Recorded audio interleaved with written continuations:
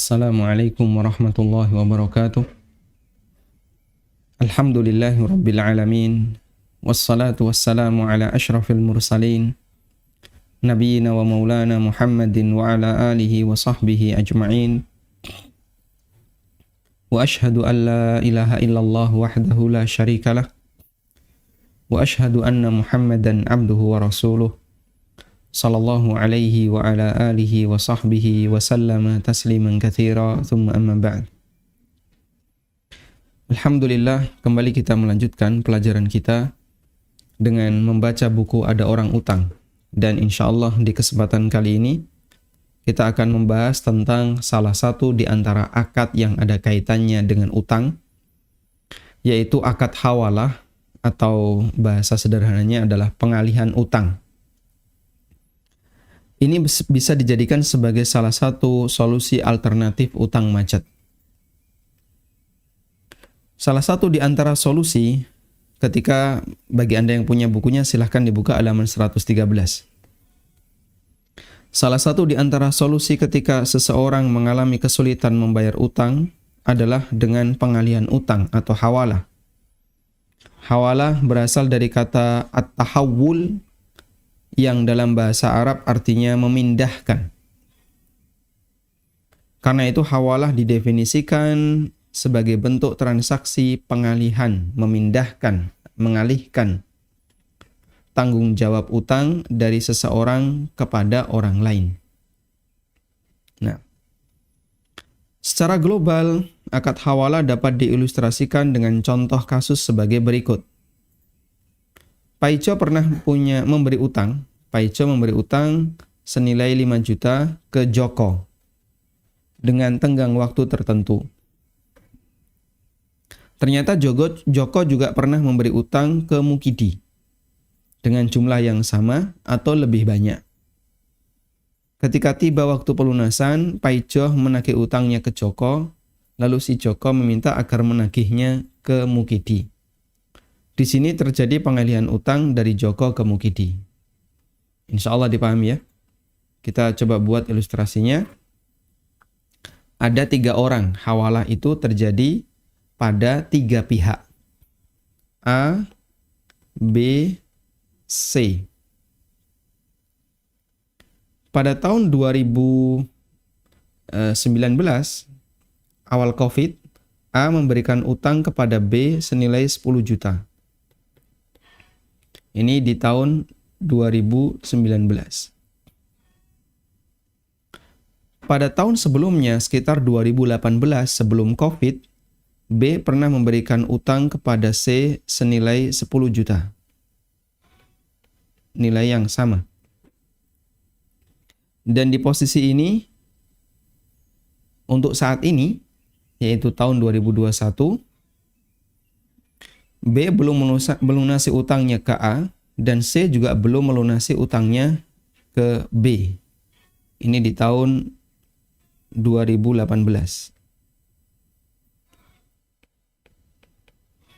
Sehingga B pada waktu awal pandemi, dia butuh duit lalu utang A senilai 10 juta. Nah, saat ini A menagih ke B. A datang ke B, tolong bayar utangnya 10 juta karena saya butuh. Lalu B mengalihkan itu kepada C. Wahai A, C itu punya utang ke saya 10 juta. Tolong kamu tagih ke C. Akhirnya A menagih ke C. Proses pengalihan ini disebut dengan hawalah. Pengalihan utang dari B ke C. Baik. Tentang dalil disyariatkannya hawalah. Disebutkan dalam hadis yang sahih dari Abu Hurairah radhiyallahu anhu bahwa Rasulullah sallallahu alaihi wasallam bersabda, "Matlul ghani zulmun." Penundaan utang, penundaan pembayaran utang.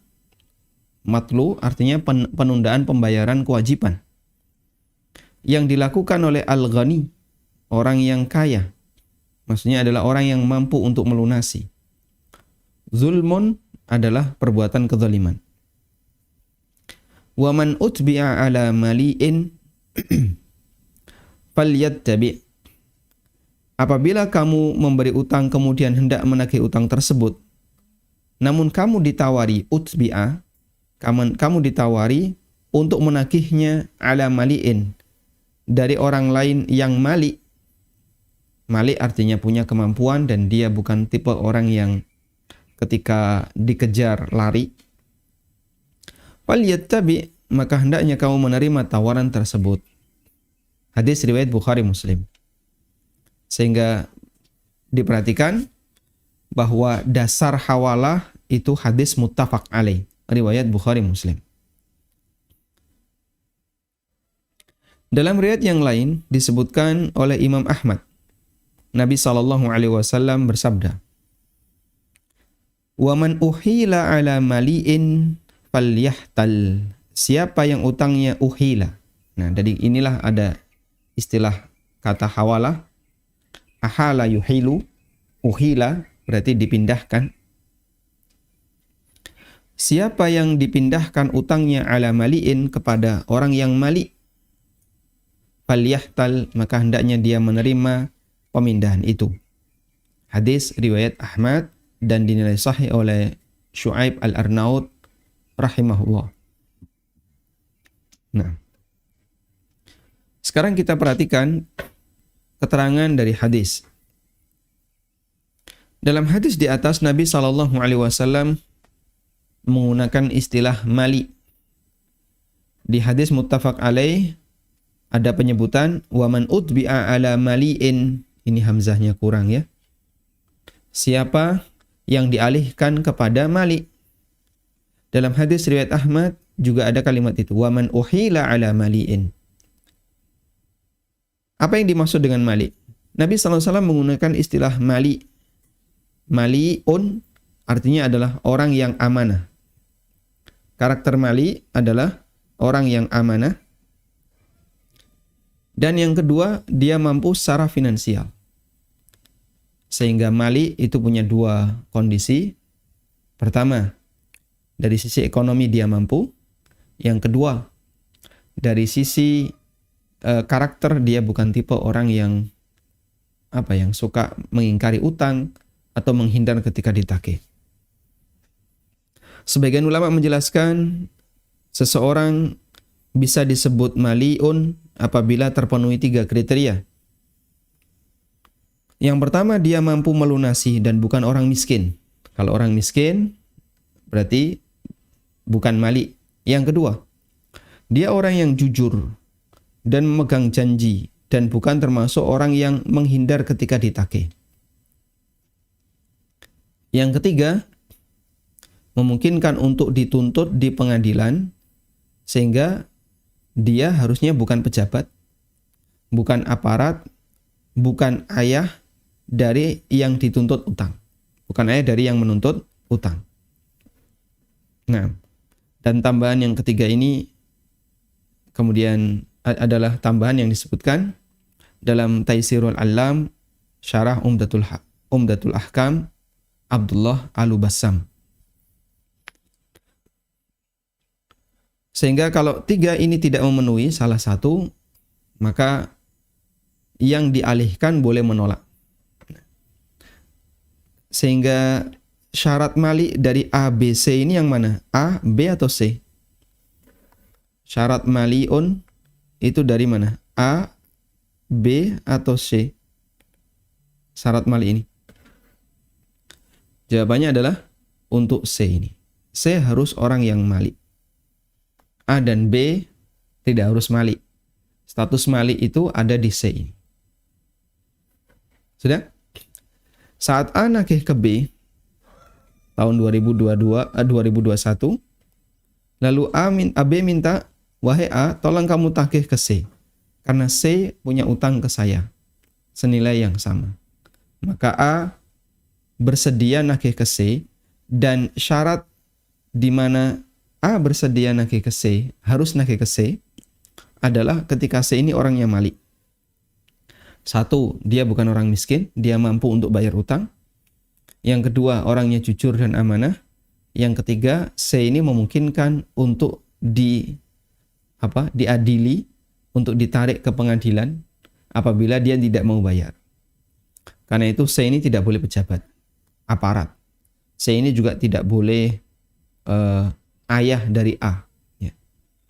Kono tagih ning bapakmu, ya. Dhisik bapakmu utang ke saya.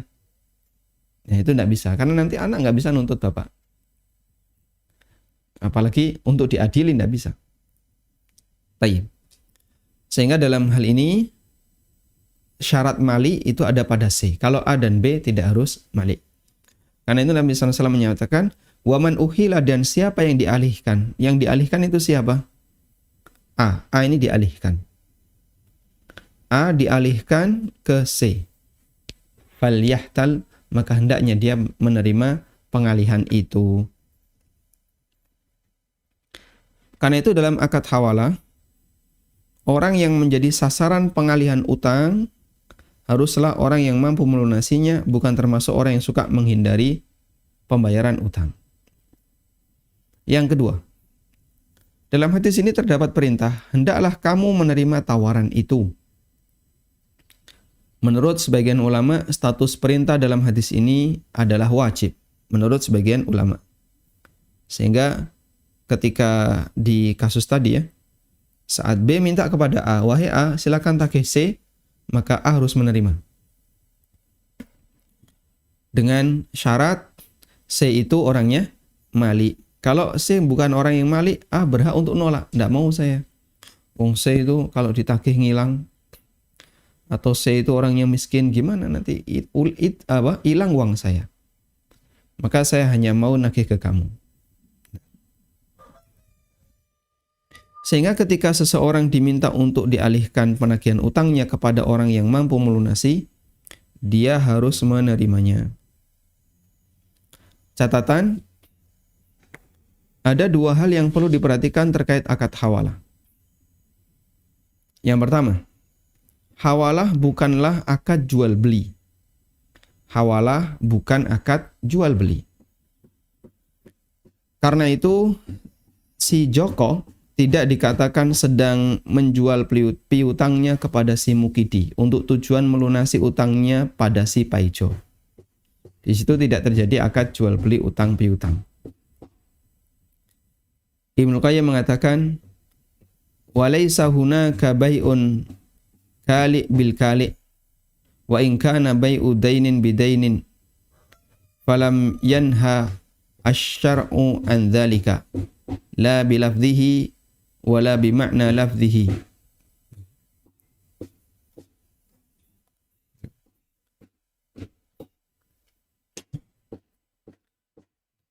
Ditutup aja Pak, bukan maksudnya ditutup saja. Baik, dinyalakan AC-nya yang kiri.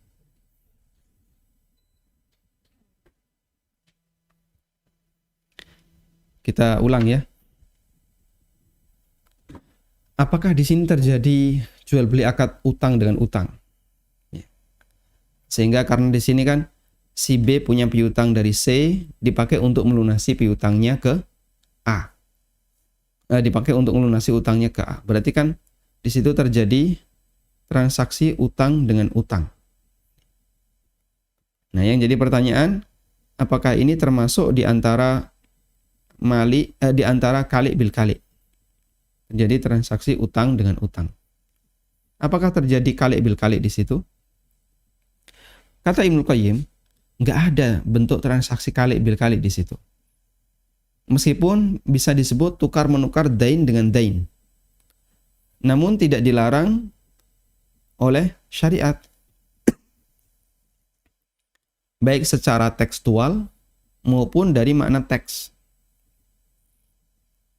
Bal qawaidus syar', bahkan kaidah syariat taqtadi jawazuhu, menunjukkan kalau itu diperbolehkan. Fa innal hawalata iqtadat naqlud daini wa tahwiluhu min dhimmatil muhil ila dhimmatil muhal alaih. Karena hawalah yang terjadi adalah pengalihan utang, yaitu dari tanggung jawab al-muhil, dari tanggung jawab B ke tanggung jawab C, al-muhal alaih. Baik.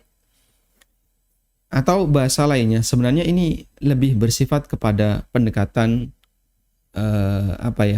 pendekatan tabadulud dain bid-daini sorfan. Tanggung jawab dialihkan ke tanggung jawab yang lain dan itu dianggap sebagai pelunasan. C harus bayar utang ke saya senilai 10 juta, tapi sampai sekarang dia belum bayar. Saya harus bayar ke Anda 10 juta. Baik, tanggung jawab saya alihkan ke C. Biar nanti dia yang akan bayar kepada Bapak. Selanjutnya, hawalah juga bukan bentuk wakalah, perwakilan. Karena di dalam hawalah, si Paijo menagih utang dari si Mukidi untuk dirinya sendiri, bukan untuk diserahkan ke B.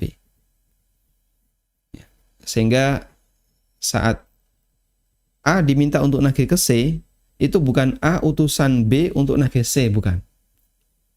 Tapi A adalah orang yang punya hak untuk mendapatkan senilai 10 juta dari B tapi dialihkan ke C. Sehingga dia tagih untuk dirinya sendiri.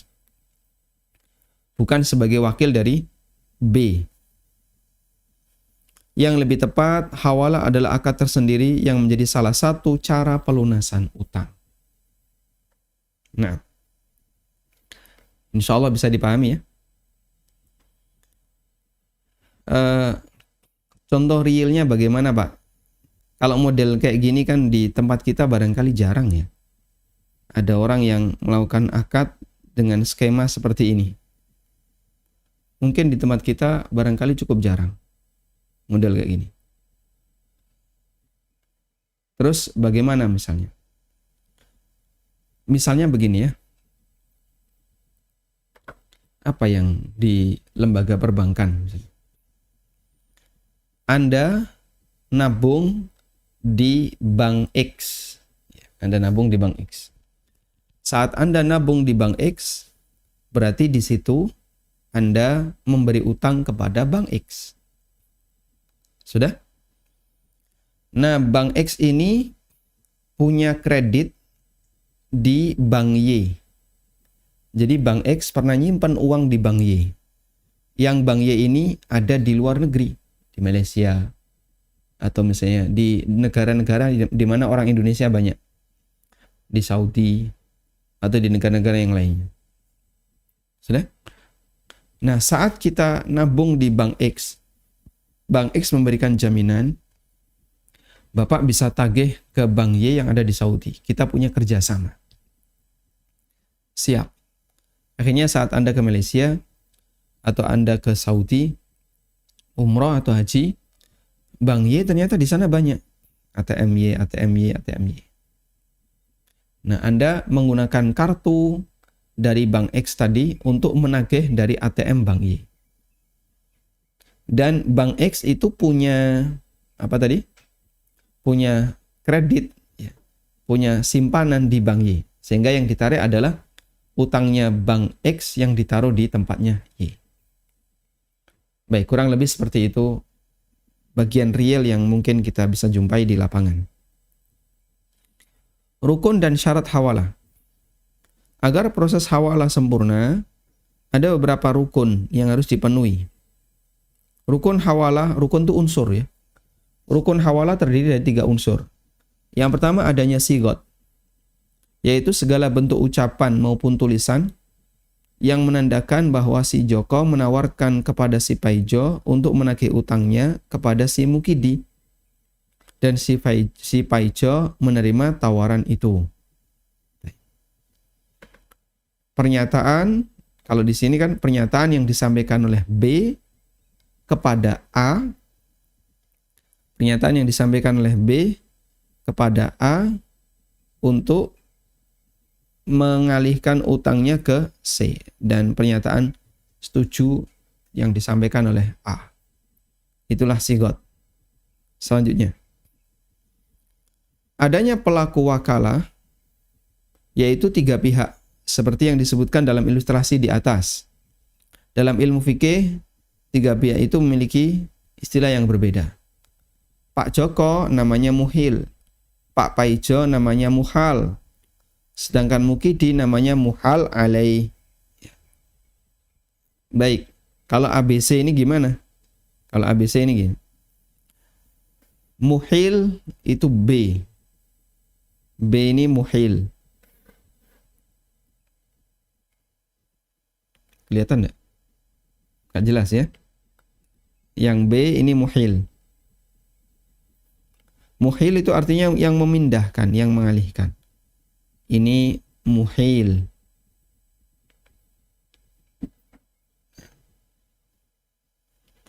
Lalu A ini muhal. C namanya muhal alaihi. C adalah muhal alaihi, orang yang menjadi sasaran pemindahan.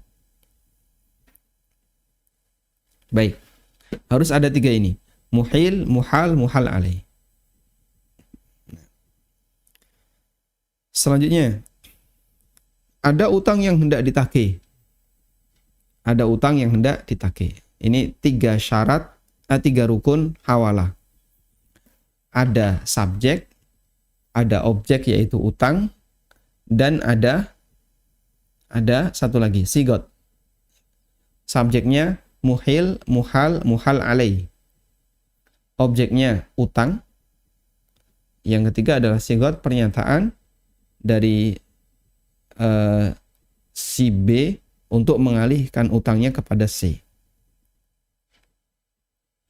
Adapun syarat hawalah antara lain adanya kerelaan dari pihak muhil dan muhal tanpa harus menunggu kerelaan muhal alaih. Ya. Adanya kerelaan dari A dan B. Kerelaan yang dijadikan acuan di situ adalah kerelaan A dan kerelaan B. Sedangkan C tidak diperhitungkan. Si Joko ridho kalau piutangnya pada mukidi ditagih oleh Paijo, dan Paijo pun ridho kalau piutangnya pada Joko dialihkan pelunasannya ke mukidi. Meskipun sebagian ulama seperti Ibnu Qudamah berpendapat bahwa yang menjadi syarat hanya ridho muhil, yaitu orang yang mengalihkan, yang B. Sementara muhal dan muhal alaih tidak harus ditunggu kerelaannya. Namun kembali kepada ketentuan di atas, ini berlaku jika muhal alaih adalah orang yang mali, yang mampu dan tidak suka menunda pembayaran utang alias mali.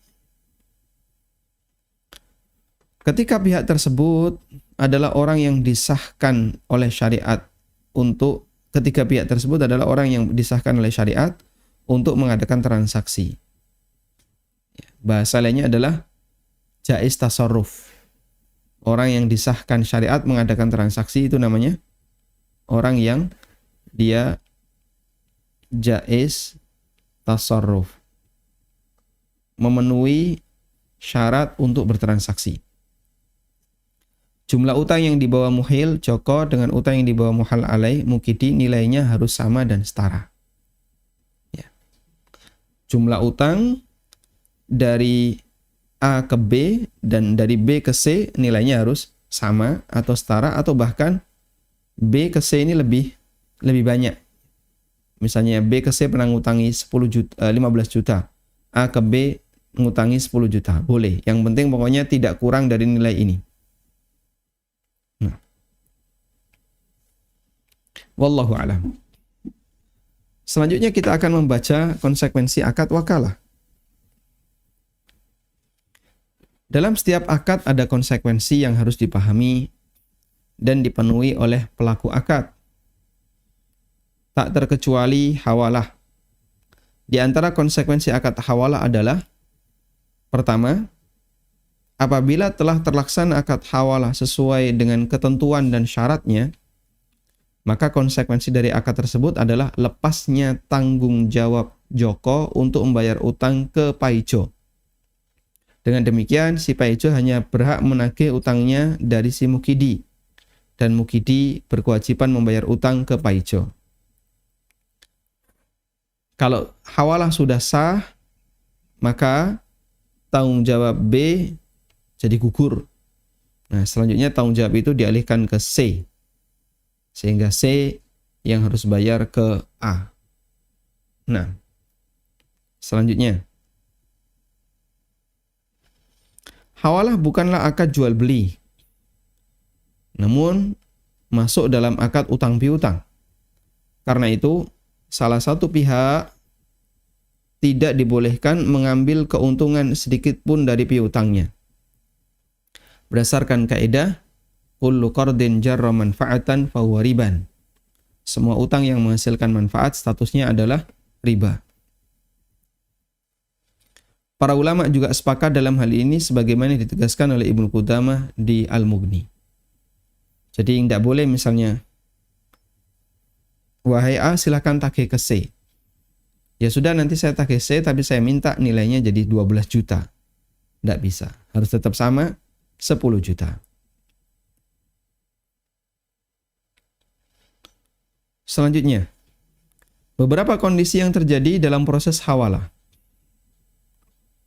Berikut beberapa kondisi yang mungkin terjadi dalam proses hawalah beserta penjelasan hukumnya. Yang pertama, apabila si Joko mengalihkan pelunasan utangnya ke Mukidi, ternyata Mukidi tidak punya utang kepada si Joko, maka proses akad hawalah tetap sah dengan syarat Mukidi bersedia membantu melunasi utang Joko kepada Paijo.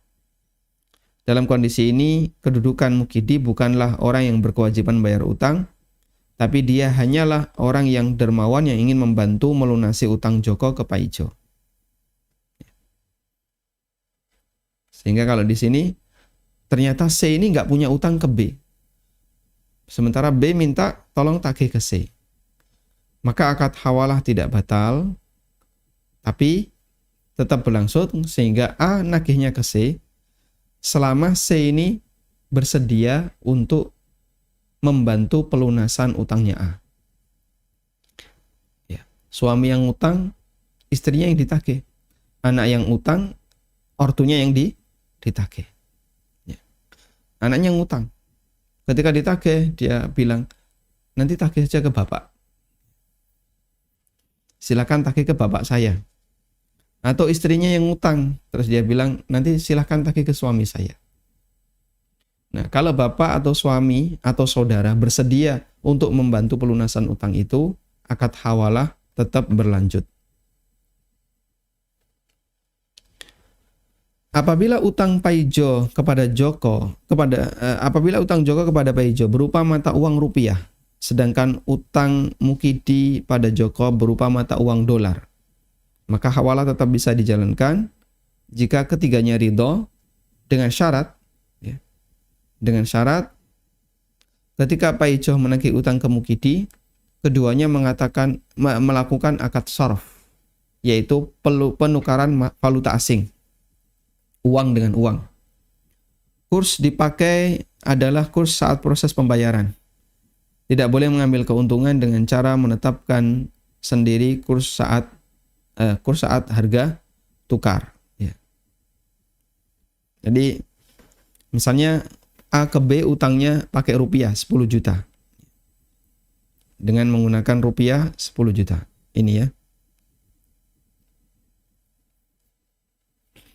Dan B ke C utangnya dolar. Dia utangnya dolar misalnya. Tetap saja diperbolehkan hawalah seperti ini. Dan nanti ya dilakukan akad sharaf meskipun fisiknya tidak ada. Berapa nilai utangmu C ke B? 100 dolar. Kalau kamu 10 juta. Baik, 100 juta, 100 dolar kalau dikonversi ke rupiah jadi berapa? Oh, jadi sekian rupiah. Maka saya bayarkan sekian dolar. Ya. Untuk dikonversi jadi rupiah. Dengan menggunakan kurs yang baku di masyarakat.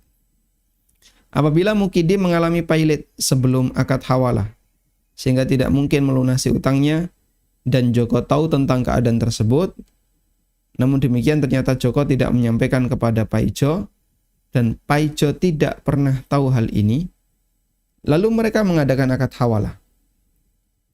Dalam kasus ini, Paijo berhak untuk membatalkan hawalah karena dia berada pada posisi tertipu. Dengan demikian, Paijo tetap menagih piutangnya kepada Joko. Apabila ketiga pihak telah sepakat untuk melakukan akad hawalah, namun sebelum Paijo menagih dari Mukidi, ternyata Mukidi meninggal dunia atau mengalami pailit, dalam kasus ini Paijo tidak berhak lagi untuk menagih utangnya dulu dari Joko. Artinya akad hawalah tetap berlaku, karena demikianlah konsekuensi dari akad hawalah. Lalu jika Mukidi meninggal dunia, maka Paijo menagih piutangnya dari ahli waris Mukidi. Namun jika Mukidi jatuh pailit, maka Paijo hanya bisa menunggu dan perpanjangan tempo pembayaran sampai keluarga Mukidi bisa melunasi. Sebagaimana firman Allah, wa in kana dzu usratin fanadhiratun ila maisarah. Jika orang yang berutang itu dalam kondisi kesulitan, maka berilah tenggang waktu sampai dia memperoleh kelapangan. Baik. Insya Allah tidak bingung ya. Masih di skema ABC ini. Saat B minta kepada A, silahkan tagih ke C, datanglah A ke C. Oh, ternyata orangnya sudah meninggal. Ya, akad hawalah nggak batal. Tapi A nanti nagih utangnya dari ahli warisnya C. Bagaimana kalau ternyata orangnya pailit? Kalau orangnya pailit setelah akad hawalah dilakukan, sehingga B tidak tahu, A juga nggak tahu, maka A jadinya tidak punya kesempatan untuk nagih ke C. Karena pailit, maka di kondisi ini A harus menunggu kemudahan yang akan Allah berikan kepada C untuk melunasi utangnya. Sehingga dia tidak nagih ke B lagi. Nah. Yang kelima, apabila piutang Paijo kepada Joko telah jatuh tempo, sementara piutang Joko di Mukidi belum jatuh tempo, maka jika Paijo dengan ridho menerima penawaran hawalah dari Joko, Paijo tidak berhak langsung menagih dari Mukidi kecuali setelah jatuh tempo pelunasan utang Mukidi. Dengan demikian, ketika Paijo menerima tawaran hawalah, seakan-akan dia ridho terhadap penanggungan pelunasannya dari tempo semula. Sehingga misalnya di sini A ngasih utang ke B di tahun 2009, deadline-nya adalah bulan Agustus tahun ini. B pernah ngasih utang ke C, deadline-nya adalah Desember tahun ini, berarti masih sekian bulan lagi. Ya, maka saat B minta kepada A, nanti Desember itu C berkewajiban untuk melunasi. Tolong kamu tagih ke C. Loh, tapi kan saya butuh uangnya sekarang, September ini atau Agustus ini. Ya, kalau kamu ridho, nanti kamu tunda pembayaran pelunasan itu sampai C mampu untuk melunasi. Ridho, walhamdulillah, bisa dilanjutkan. Walhamdulillahirabbil alamin. Tayyib. Kemudian di sini ada pembahasan tentang masalah jual beli nota, dan ini termasuk salah satu contoh bentuk hawalah. Namun agar kajian kita bisa lebih maksimal, insya Allah akan kita bahas di pertemuan berikutnya. Wassallallahu ala nabiyyina Muhammadin wa ala alihi wa sahbihi wasallam. Assalamualaikum warahmatullahi wabarakatuh. Kaum muslimin dimanapun Anda berada, saat ini sedang dibangun Sekolah Dasar Tahfidzul Quran Madinah Islamic Primary School di bawah Yayasan Amal Abadi Indonesia yang dibina oleh Ustadz Amin Nur Ba'ith hafizahullah ta'ala di Sleman, Daerah Istimewa Yogyakarta. Alhamdulillah sampai saat ini sudah terpenuhi 79% dari total anggaran sebanyak 2,6 miliar. Kami berharap pada bulan Muharram 1443 Hijriah ini anggaran tersebut bisa terpenuhi dan mencapai 100%. Karenanya kami mengajak kaum muslimin sekalian untuk bekerja sama dalam membentuk generasi penghafal Al-Quran yang berakhlakul karimah dan berakidah sahihah dengan memberikan donasi terbaik Anda untuk proyek yang mulia ini. Jazakumullahu khairan. Semoga Allah membalas amalan baik Anda dengan balasan yang lebih baik. Wassalamualaikum warahmatullahi wabarakatuh.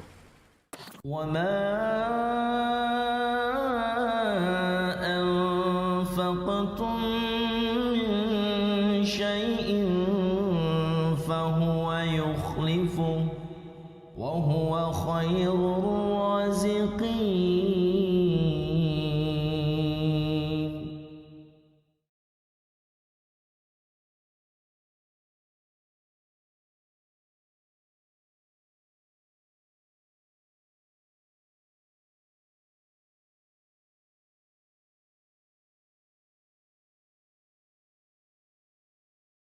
OB berupa makanan ringan dengan ongkos angkut tempo sekitar 1 bulan, dan seandainya ada barang yang rusak atau kurang, itu dibebankan ke ekspedisi dengan memotong ongkos angkut sebesar harga barang yang aku tanyakan. Boleh nggak barang yang rusak tersebut saya jual untuk dimanfaatkan, sedang ongkos angkutnya belum jatuh tempo? Terima kasih Ustadz. Alhamdulillah. Yahdikumullah waslih balakum. Nah, yang kami pahami begini ya. Pada saat ada barang yang rusak atau ada barang yang hilang gitu ya, kemudian ekspedisi diminta untuk ganti. Berarti ketika barang itu masih ada wujudnya karena dia rusak, kemudian Anda diminta untuk ganti, itu kan sama dengan pokoknya ini jadi milik kamu, ganti dengan harga sekian. Sehingga ketika barang rusak itu nanti akan diganti dengan cara memotong pembayaran biaya ekspedisi, insya Allah barang itu sudah jadi milik Bapak. Berikutnya Bapak mau jual, mau dipakai sendiri, terserah. Karena sudah diganti dengan pembayaran dari jasa ekspedisi. Dan insya Allah boleh untuk dijual sekarang meskipun pembayaran jasa ekspedisi itu bulan depan. Karena berarti kan kurang lebih seperti jual beli kredit. Baik, gantinya nanti ya, tapi ini sudah jadi barang saya. Begitu sah demikian insya Allah tidak masalah. Saya melihat tidak ada unsur transaksi riba di sini atau kesepakatan yang bermasalah. Karena memang ketika barang itu hilang di tangan ekspedisi, sementara dia sebagai pihak penerima amanah, maka pada asalnya pihak ekspedisi yang harus bertanggung jawab. Wallahu alam.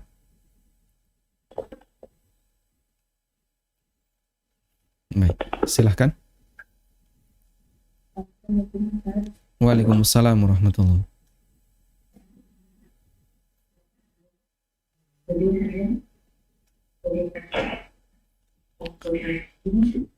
Mohon maaf, suaranya tidak bisa kami dengarkan dengan baik. Mungkin Ibu bisa pindah posisi ke tempat yang sinyalnya lebih bagus. Halo. Baik, silahkan. Saat ini bernadi yang namanya Putus. Suaranya putus. halo. Dicoba lagi. Ya, ini bekerja transfer yang insya Allah ya halal. Bekerja di perusahaan transportasi. Transportasi ya. Selanjutnya. Saya di bagian insya Allah pemungut pajak. Di bagian Bukan atau yang sejuk. Di bagian apa? Di bagian pemungut pajak. Ibu di bagian pemungut pajak. Bukan bagian pemungut. Di bagian yang harus membuat laporan pajak. Tidak, di bagian auditor atau bagian yang tidak halal gitu.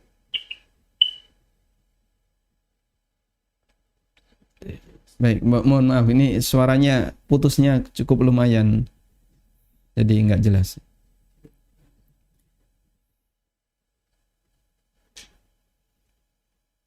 Assalamualaikum warahmatullahi wabarakatuh, Ustadz. Waalaikumsalam warahmatullahi wabarakatuh. Jika istri punya hutang yang tidak pernah diketahui oleh suami, hutangnya sudah jatuh tempo dan tidak memiliki uang untuk membayarnya. Kemudian suami berinisiatif untuk meminjam ke saudaranya dan saudaranya bersedia untuk memberikan pinjaman untuk dia. Kemudian uang diberikan langsung ke istri tersebut. Jika hutang tidak terbayar, siapa yang bertanggung jawab di akhirat, Ustadz? Baik, insya Allah nanti untuk semua pembahasan utang keluarga. Jadi ada pertanyaan seperti ini cukup banyak di komen. Kemudian yang masuk ke WA, utang suami istri, utang orang tua dengan anak. Semuanya akan kita bahas di akhir. Karena di buku ini ada pembahasan khusus tentang utang dalam keluarga.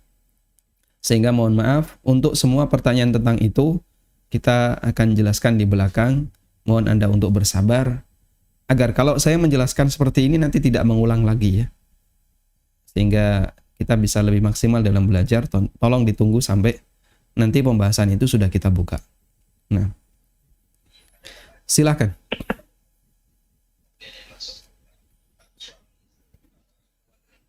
Silakan, Anda sudah terhubung. Halo, assalamualaikum warahmatullahi wabarakatuh. Waalaikumsalam warahmatullahi wabarakatuh. Silakan Bapak. Mohon maaf sebelumnya Assalamualaikum warahmatullahi wabarakatuh, Ustaz. Waalaikumsalam warahmatullahi wabarakatuh. Bapak mendengar suara saya?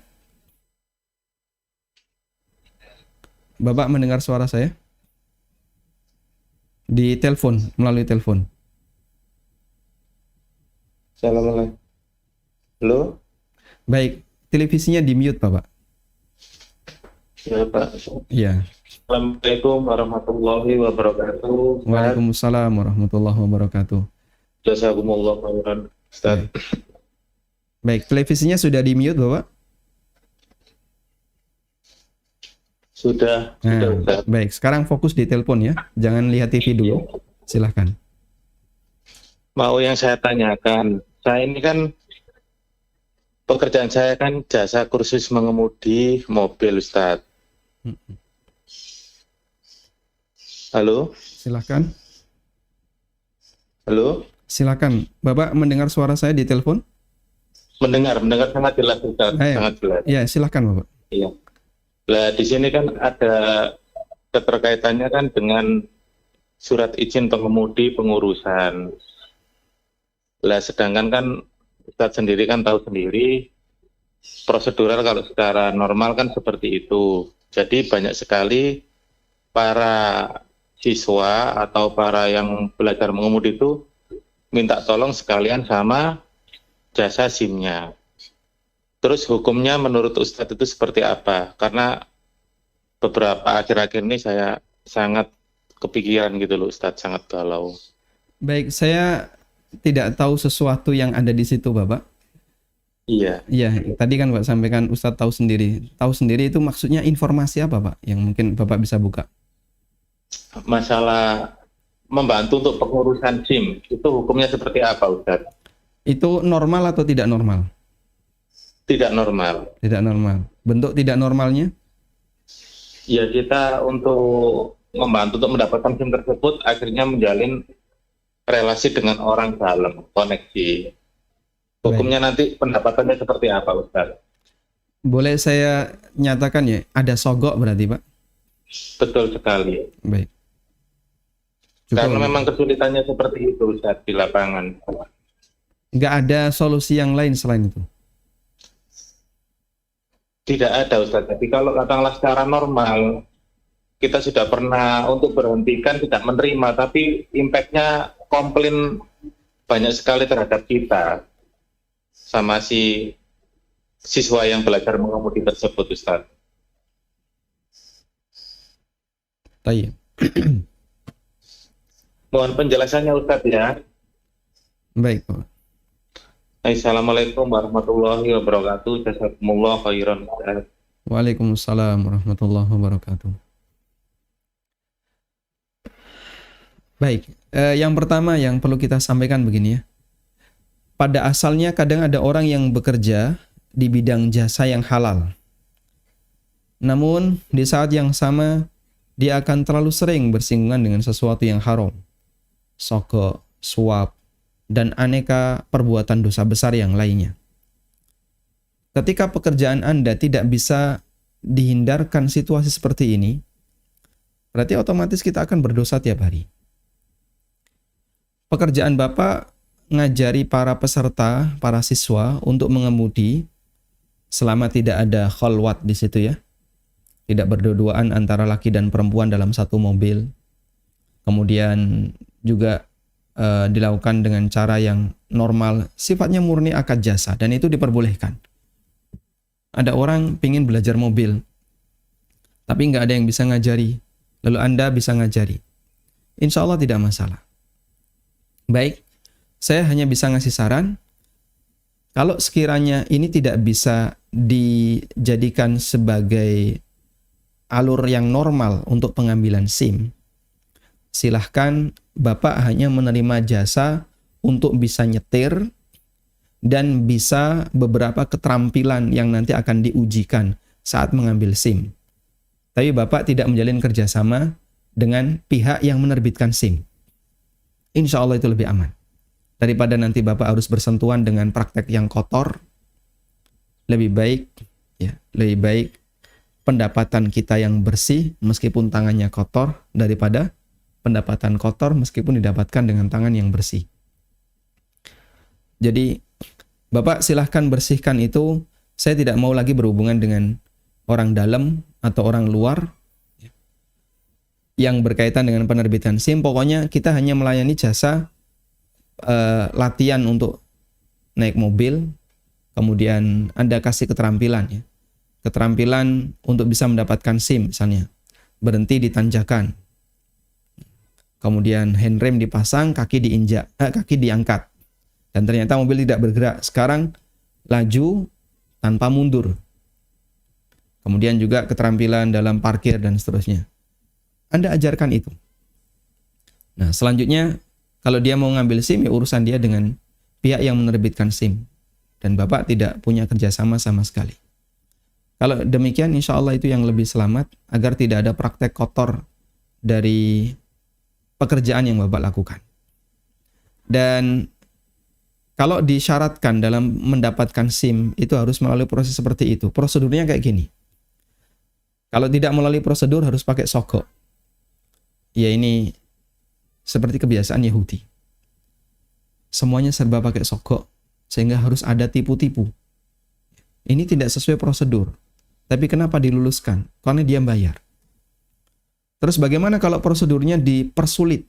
Yaitu urusan antara rakyat, masyarakat dengan yang menerbitkan SIM.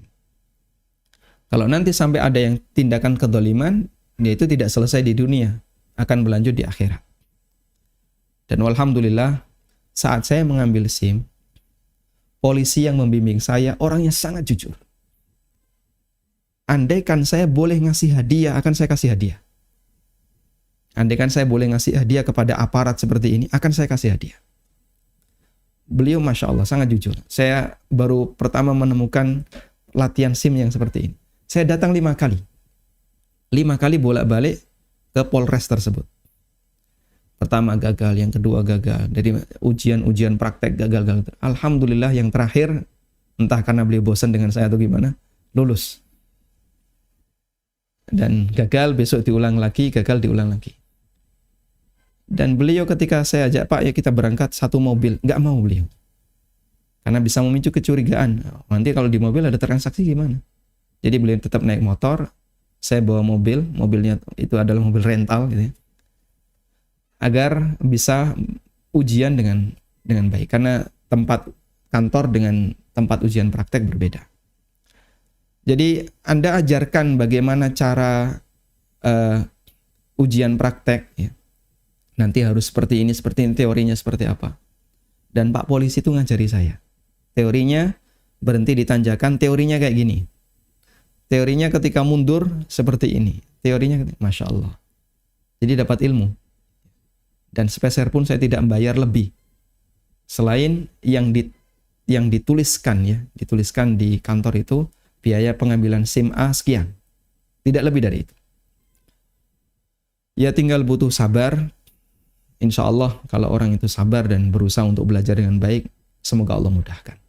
Wallahu a'lam. Bismillah.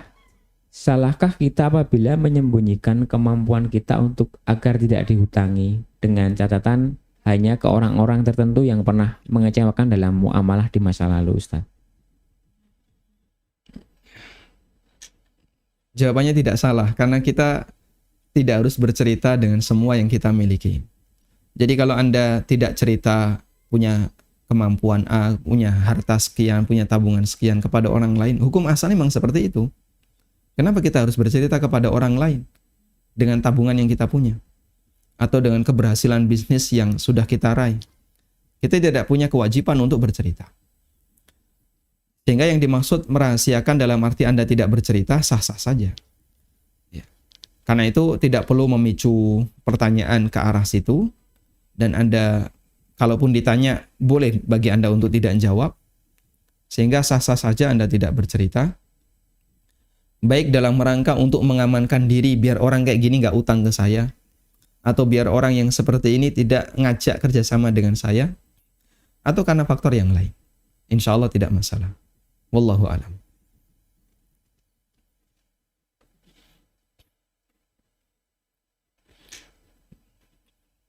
Nah, Bismillah. Jual beli suatu barang cash dengan emas dicicil boleh nggak untuk beberapa cicilannya pada saat jatuh tempo dibayar dengan rupiah senilai saat nyicil. Misalkan A menjual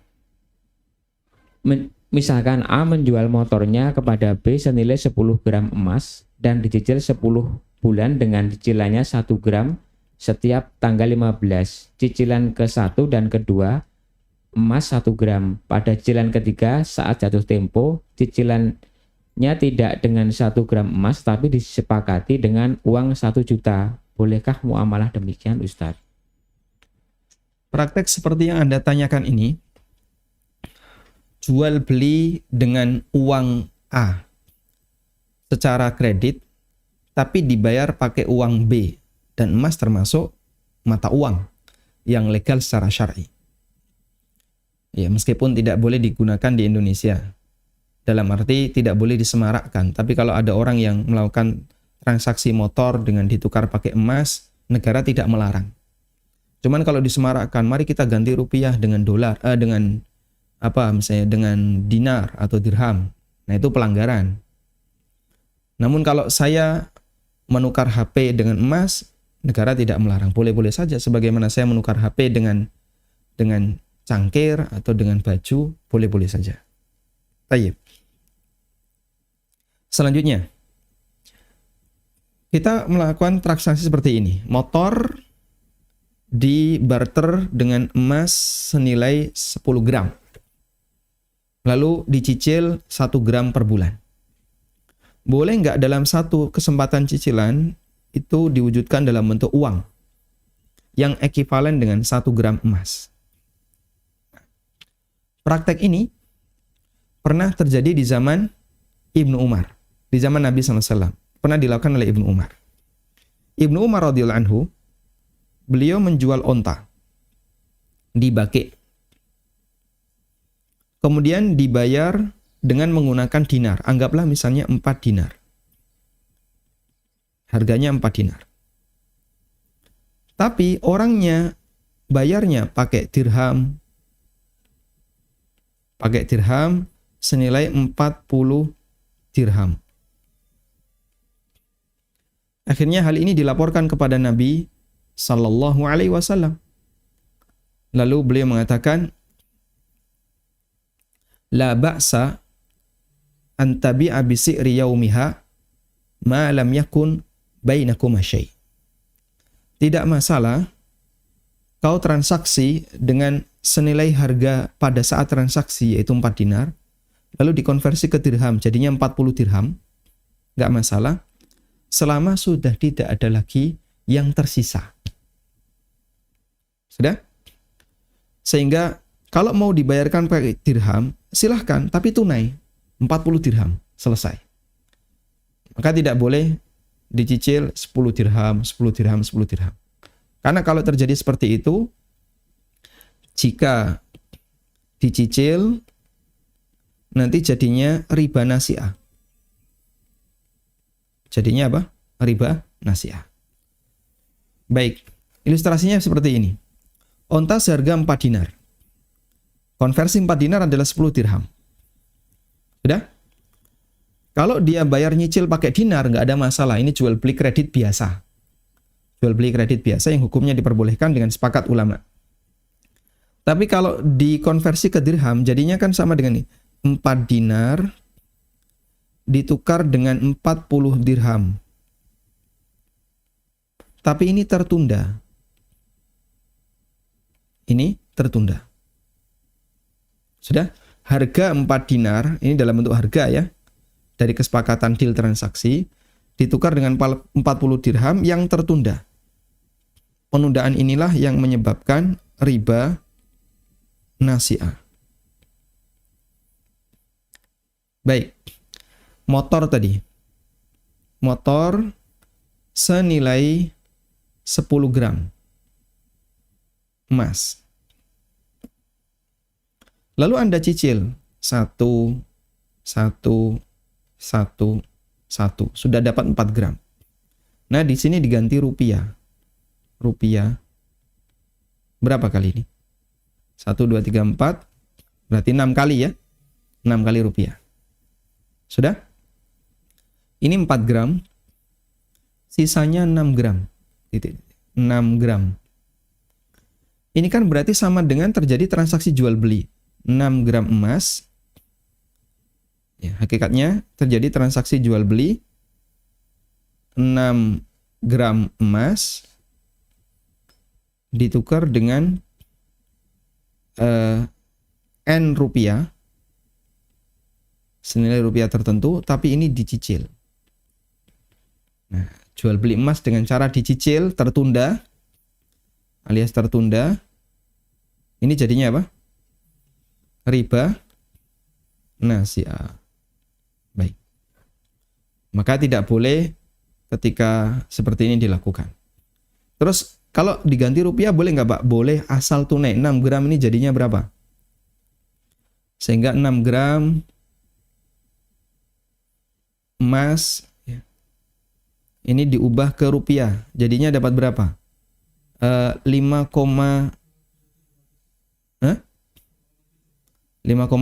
misalnya juta. 5.700.000 tunai.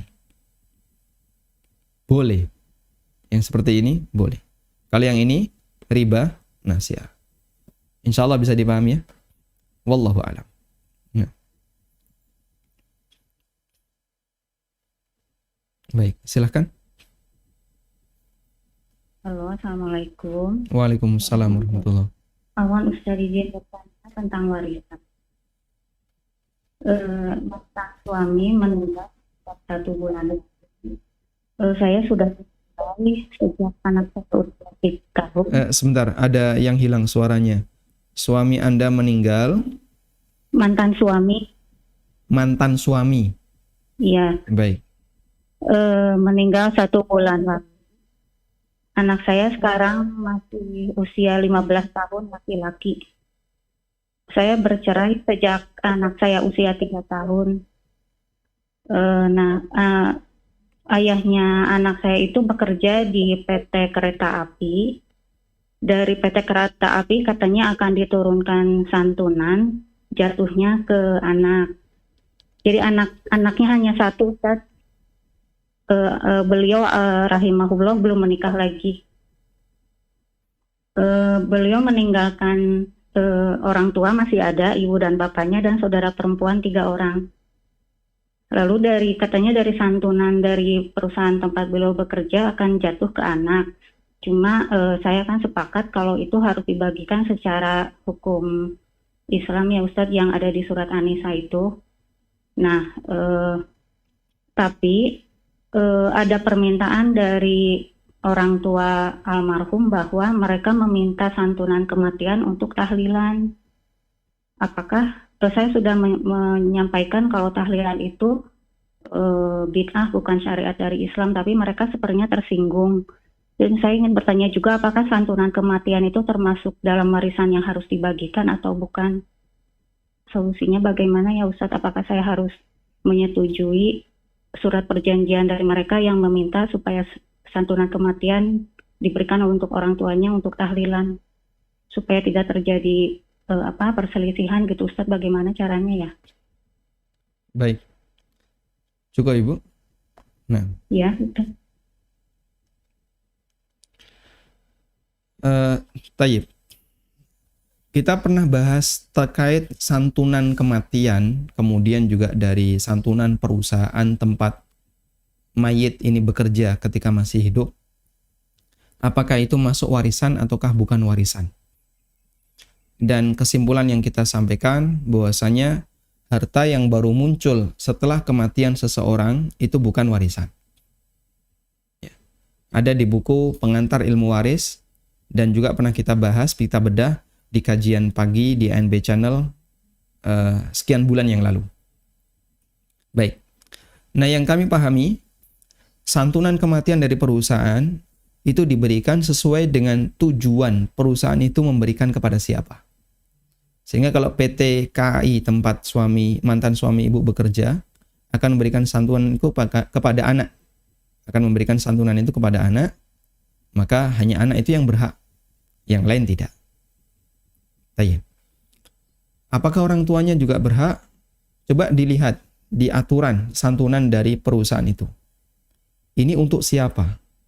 Kalau di situ tertera akan diserahkan kepada anak dan tidak menyebutkan yang lain, maka hanya anak yang berhak menerima. Tapi kalau di situ disebutkan anak dan keluarga yang lain, berarti orang tua turut mendapatkannya. Tinggal cari tahu kepada siapa santunan itu diberikan oleh PT KAI. Kemudian yang kedua, bagaimana kalau orang tuanya meminta senilai tertentu untuk tahlilan? Nah, mungkin Anda bisa sampaikan kegiatan itu sudah Anda laksanakan di tempat Anda. Misalnya Anda sampaikan, kami sudah bersedekah untuk suami di sini. Sehingga dana itu akan kita gunakan untuk sedekah atas nama suami.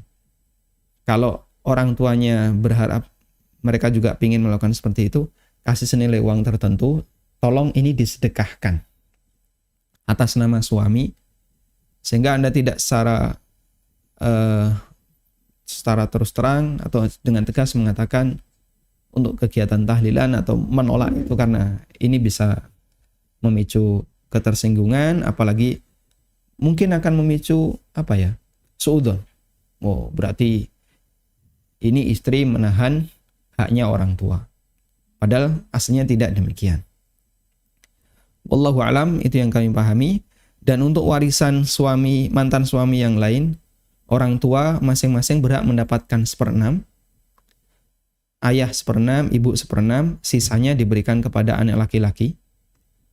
Sementara saudara dari X, dari X ini yang sudah meninggal, untuk saudaranya tidak mendapatkan karena tertutupi dengan keberadaan anak laki-laki. Wallahu a'lam wa sallallahu ala nabiyyina Muhammadin wa ala alihi wa sahbihi wa sallam. Wa akhiru da'wana alhamdulillahi rabbil alamin. Wassalamualaikum warahmatullahi wabarakatuh.